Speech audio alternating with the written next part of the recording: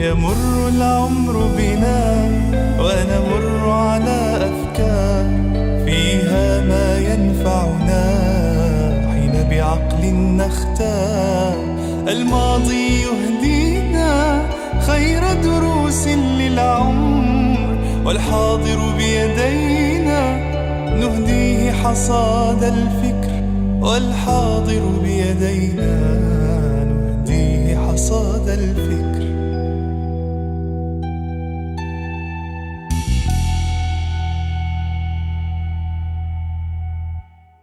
بسم الله الرحمن الرحیم. الحمدلله والصلاة والسلام علی رسول الله. هر تاریخ د اسلامی تاریخ په شمول که د هر امت لپاره وي، په هغه کې د پرمختګ وختونه هم شته او د وروسته پاتې والي وختونه هم شته. دا طبیعي خبره ده. فکر کوم اوس د زوال په دوران کې ژوند کوو، مګر هیڅ کله به دوام ونه مومي. ډېر ژر به یو ځل بیا پرمختګ وکړو.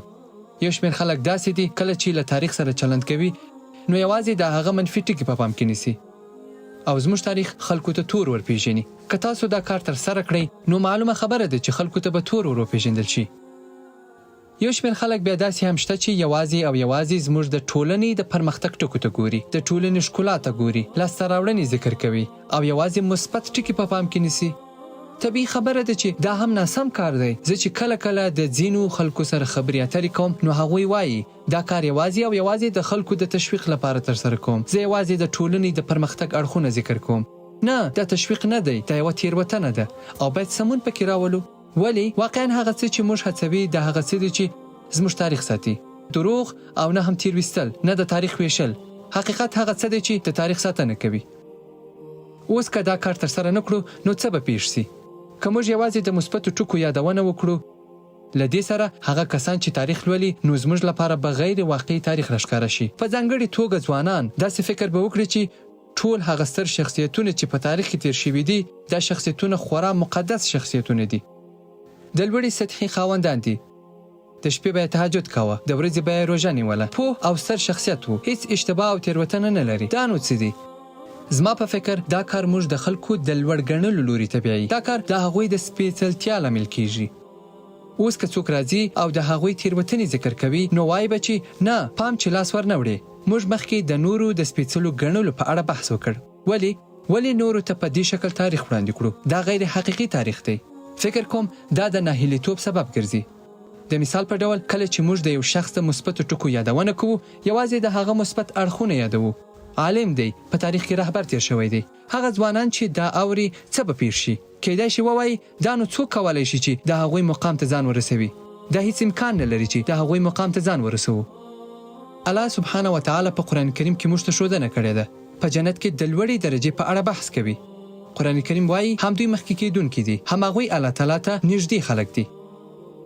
الله تعالی د دوی په اړه فرمایي یوه ډله له مخکینیو خلکو او لږ د وروستیو څخه، یعنی د مخکینیو څخه زیات شمېر خلک او لږ شمېر خلک د وروستیو څخه چې وروسته راتلونکي دي، یعنی وروستي خلک د هغوی لوړ مقام ته ورسېدل. له الله تعالی څخه غواړو چې موږ د هغوی څخه وګرځوي. کله چې راځو او د تاریخ څېره بدلوو او یوازې مثبت ټکي یادوو نو هیڅکله هغوی ته نشو رسېدلی. ولې هغه کسان چې له موږ څخه وړاندې شول آیا هغوی تېروتنه نه لري، ګناه نه لري، معصوم دي؟ دا سمه نه ده. آیا هغه کسان چې زموږ څخه مخکې تیر شوي دي هغوی اشتباه نه لري؟ دا سمه خبره نه ده. هغه خلک چې یوازې د تاریخ مثبت ټکي یادوي څه به پیښ شي؟ خلک به داسې ګمان وکړي چې موږ د زوال په ژوره کنده کې لوېدلي یو. دا هیڅ سمه خبره نه ده. موږ د زوال په ژوره کنده کې نه یو لوېدلي. زما په فکر په اسلامي تاریخ کې داسې ورځې هم تېرې شوي دي چې د دې اوسني حالت څخه پکې وضعیت خورا خراب و. کله چې مغولیانو د عباسیانو دولت اشغال کړ او بغداد یې تر خپلې ولکې لاندې راوست، دغه وضعیت د ننني وضعیت څخه ډیر دردونکی و. کله چې صلیبیانو پر موږ حکومت چلاوه او هغه خاینانو چې د صلیبیانو سره مرسته وکړله زموږ حالت تر دې هم خراب و. کله چې اندلس په 22 کوچنیو دولتونو وویشل شو، لکه نن چې عربي دولتونه ټوټه شوي دي، عربان په دومره لویه کچه بیا هم 12 دولتونه لري. په هغه وخت کې یوازې اندلس 22 دولتونه درلودل. په هغه وخت کې زموږ وضعیت تر ننني وضعیت خورا بد و. همداراز کله چې یوازې مثبت اړخونه یادوو هیڅ کله به له خپلو تېروتنو څخه څه نشو زده کولی، ځکه موږ اصلا هیڅ اشتباهات ذکر کړي نه دي بلکې پرده مو پرې اچولې. نو دا کار سم نه دی. او په آخر کې د نورو امتونو سپک ګڼل. کله چې یوازې مثبت ټکي خلکو ته وړاندې کوو نو موږ به فکر کوو چې موږ یو ستر امت یو، هیڅ ګارد او غبار نه لرو او هیڅ تېروتنه نه لرو. په همدې ډول یې نندارې ته وړاندې کوو. نو په دې توګه د خپل ځان د لوی ګڼلو یو وهمي احساس له موږ سره پیدا کیږي. د عظمت یو خیالي تصور رامنځته کیږي. هو موږ یو ستر امت یو، مګر په نورو انسانانو کې هم داسې ستر امتونه شته چې له موږ سره یې سیالي کړې ده او لا تر اوسه هم له موږ سره رقابت لري. حتی نن پر موږ برلاسي شوي امتونه هم شته. نو یوازې د تاریخ د مثبتو ټکو ننداره کول هم ناسم او غلط کار دی، او همداسې د ټولو منفي ټکو نندارې ته وړاندې کول هم ناسم کار دی. بلکې تاریخ لکه څنګه چې دی همهغسې وړاندې کول یې پکار دي. سید قطب رحمه الله وایي تاریخ د پیښو څرګندول دي، نه یوازې د حوادثو نندارې ته وړاندې کول. تاریخ د حقایقو څرګندول دي. ولې دا پیښه رامنځته شوه، څنګه رامنځته شوه، څنګه ترې ځان وساتو چې د هغوی په څیر په تېروتنو کې پرې نه وځو. د علم سره بېپرې او منطقي برخورد وکړئ. په دې توګه تاسو کولی شئ له تاریخ څخه ګټه واخلئ او په همدې خاطر تاریخ د اساسي علومو یوه برخه ګڼل کیږي. الله تعالی دې موږ او تاسو ټولو ته د خیر کارونو توفیق را په برخه کړي.